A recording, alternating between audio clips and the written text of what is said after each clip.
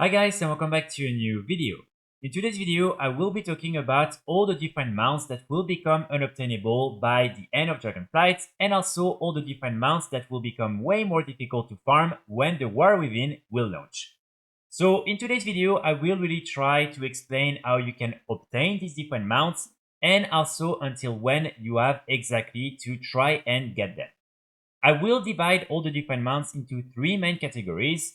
The first category will include all the different mounts that we know for sure will become unobtainable. The second category will include all the different mounts that should become unobtainable, but that might be brought back later on in the future. And then finally, all the different mounts that will still be obtainable in the game, but that will just be way more difficult to get.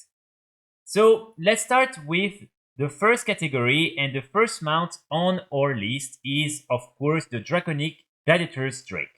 So this mount is linked to season 4 of PvP from Dragonflight, and of course in order to get this mount you will need to get Gladiator in season 4. So this is in my opinion a really nice mount, and sadly this is something that will probably be very difficult to get for you if you haven't started and if you're not so good in PvP. But again, I think it's still important to mention it. So in order to get this mount, you will need to obtain Gladiator before the end of Season 4, and I believe Season 4 will end when the pre-patch for the War Within will release at the end of July. And of course, keep in mind, next to the mount, you will also have this Drake Watcher manuscript, and this one will also be gone when Season 4 will end. Next to that, we have another really interesting mount, and this time this is the Infinite Armoredon. So this mount, you will be able to get it when getting the Keystone Master achievement for Season 4 from Mythic Plus, and in my opinion, this is another really nice mount. So this one is definitely easier to get than the Gladiator one, and this is something you can still do. Again, you will normally have until the end of July to complete the achievement and get the mount. So if you're not a big fan of Mythic Plus, or you don't have any friends at the moment to do Mythic Plus with and you still want this achievement and the mount, you can always consider getting a boost. This is something that is pretty easy to do. Again, this is something normally you can do in one day. And while this is something that will probably be a little bit expensive, probably anywhere from 1 to 2 million gold, keep in mind this mount will be completely removed from the game, and so if you really want it, if you really like it, you can always consider this option. And here of course I want to insist on the fact that I'm only talking about boosting for gold, because if you're paying real money for a boost or you're using another website, then most likely you will get your account banned, and so I would not recommend you to do that. Only trading gold directly in the game to another player, and then they boost you through all these different Mythic Plus dungeons. Also, just as a reminder, if you're wondering how you can maybe find some people who can offer this type of boost for gold, again, you can use the WoW Market Discord channel, and here you can go, for instance, in Boost PvE for your region or any of the premium boosts, and usually by simply typing KeySM, you can see that there are quite a lot of people who will offer this type of services, and actually right now it's 900,000 gold. And if you really want to make sure that the people are trustworthy, you can go in the Rep Master channel right here, and then you can type the name of the person and you will be able to see whether a lot of people recommended the person or not. So normally this is very safe to do it this way, and again, it's not against TOS because it's made for gold. So I will make sure to share the link to this Discord channel in the description if you're interested. But of course, I fully understand if you're someone who is completely against boosting and who doesn't like this option. I respect that a lot. So the next mount on our list is actually not a mount, but one of the customization options for your renewed Proto-Drake. And as you can see, it's this one right here, which I think, in my opinion, looks really nice. So in order to get this customization option, you will need to do the Head of the Curve Firak the Blazing achievement. And so here all you have to do is kill Firak in heroic or higher difficulty. So this is something honestly that is really not too difficult to do, especially now that there are all the different awakened raids. You can do it when it's not awakened, and then normally it's going to be way easier for you to do. Keep in mind, normally when the pre-patch will launch, all the different raids will become awakened, and so it's not sure whether you will be able to deactivate this awaken mode or not, and so it might become a little more difficult to get this head of the curve achievement. So I would recommend you to try and do it before the end of July. And again, if you're someone who is not really into PvE, or you don't have any friends to do it with, or you don't have the high level, you can always get a boost. And I believe for this type of things, it's probably going to be very, very cheap, probably around 300,000 gold, something like that. So definitely something you can consider, again, if you really want this customization option for your Proto-Drake. So now let's talk about the mounts in the second category, which again includes all the different mounts that normally should become unobtainable, but that maybe in the future will be re-added through many different ways. So the first category of mounts include all the different mounts from MoP Remix. So here we have a lot of them, and most of them can actually be obtained through the different vendors. And then you have 2 achievement mounts, including the August Phoenix and the Astral Emperor's Serpent. So all these mounts normally will only be linked to this event, and this event should end by the end of August when the War Within will launch. But I'm not sure really whether Blizzard will keep all these different mounts completely unobtainable, or if they will maybe re-add them through maybe the trading post or through other vendors if there are other remixes events that they will plan for the future. So in my opinion, I really don't see them just completely remove more than 40 mounts from a time-limited event. And that's the reason why I do think that some of them will definitely be brought back into the game. Maybe the 2 achievement mounts won't, but all the ones from the vendors I really think will at some point. So nonetheless, it's not guaranteed that these will be brought back. And so I would still really recommend you to try and get all of them before that.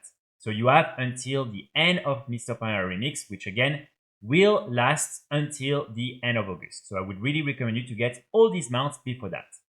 So next to that, the next category of mounts that I want to talk about include the different awakened mounts. So here, for instance, the Voyaging Wilderling is something you can only obtain when completing the achievement Awakening the Dragonflight raids, and this includes to do all the different raids from Dragonflight in Awakened difficulty. And so normally this is something that is only available during this current season of Dragonflight and should be completely removed from the game later on. But as we've seen with the previous mount similar to that, Jigglesworth Senior, this mount was brought back through the vendor during this current season of Awakened or Faded raids. And so I really think that this other mount will also be brought back later on, and you will also be able to buy it when the next season of Awakened raids for the War Within will start. But nonetheless, I would really recommend you to try and farm these 2 mounts right now, simply because we never know if really they will be brought back into the game or not. So keep in mind, in order for you to get the Voyaging Wilderling, you just need to complete all the different raids in Awakened difficulty in normal or higher difficulty. And so this is something you will be able to do until the end of August, until the War Within will launch.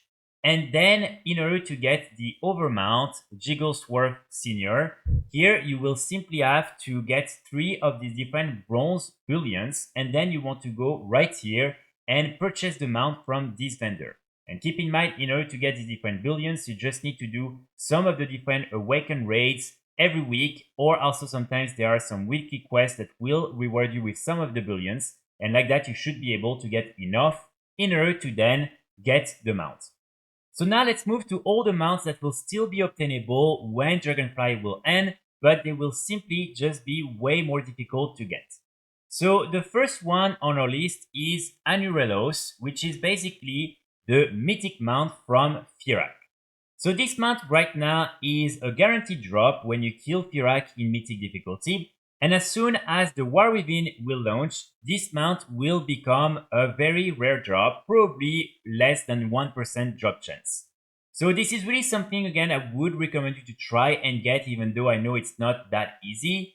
Keep in mind, when the Raid Seal is on non-awakened difficulty, then you can do it way more easily, even though Firak mythic difficulty is still pretty challenging, but it's definitely worth trying. And as always, if you want, you can always also consider getting a boost. And I believe that for this specific mount, currently, it's around 3.5 millions, which is quite a lot. And here I also want to stress the fact that probably you won't be able to farm this mount very easily during the war within, simply because Firak in Mythic difficulty will still be challenging, and so you will probably have to wait for the next expansion before you will really be able to start farming this mount more seriously when it will become very rare. And keep in mind, of course, that when you're getting this mount, you will also obtain these two other items, the Feather of the Blazing Soul, that will basically allow you to use this as a flight form for your Druid, and then also the Cinder of Companionship that will allow your hunters to actually tame this as a pet.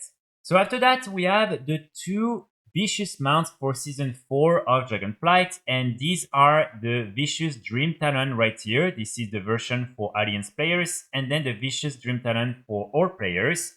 So again, in order to get these different mounts, you will need to get this thing done, where basically you need to win rated PvP matches during the Season 4 of Dragonflight while at 1000 rating or higher in arenas.